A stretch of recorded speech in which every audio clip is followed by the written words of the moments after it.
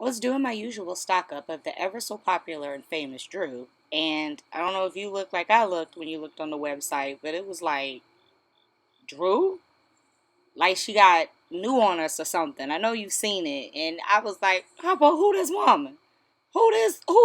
This ain't nothing that I done seen on YouTube. Like, what's going on? And for those of y'all who feel the same, and for those of you who are new to Drew, I'm gonna break it down.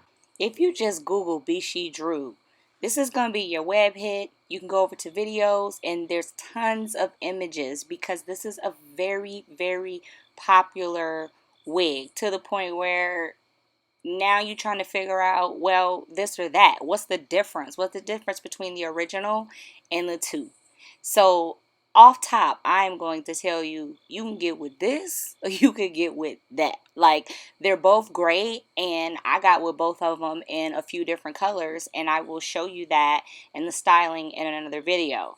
But let's stick with the differences between the two, because I know that there's been situations where people have gotten their Drew and they're like, what is this?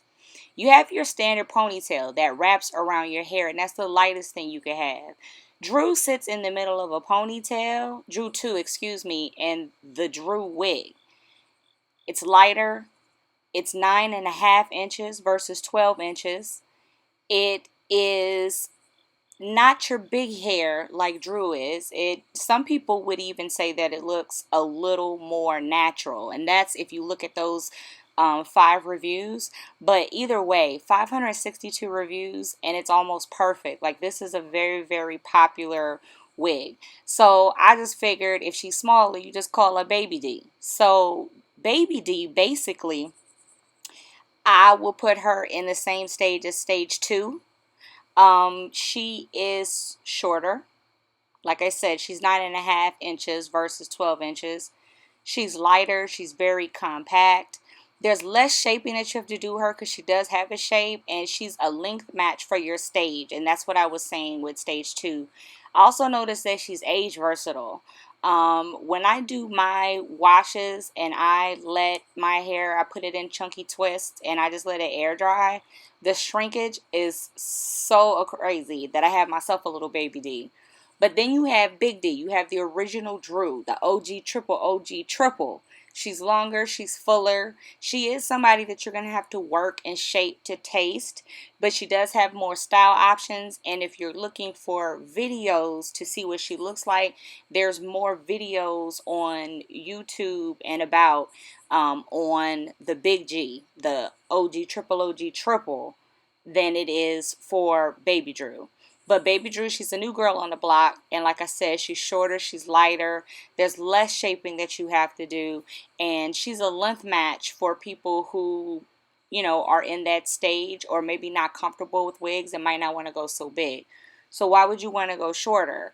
Just to give you a few examples, she's great for a fake pineapple. She's sleep hair, gym, travel, around the house cleaning.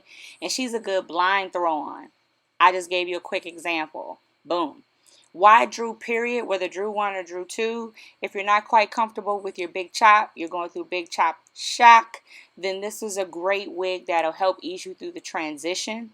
If your texture is not what you expected after your big chop, this is a great wig as well to help you through your transition. If you haven't mastered the wash and go yet, and it's a wash and no, and you are so afraid of what it's going to look like, that's going to help. Don't worry, we'll get back to it. But really, I would say from 3C to 4C, they don't have to worry about it. This wig, humidity, no worry. Water, no worry. You don't have to worry about any of that ruining your hairstyle with this wig. And like I said, I will come back. It's healthy color for people who have hair boredom. If you haven't mastered out styles, braid outs, bantu knots, things like that.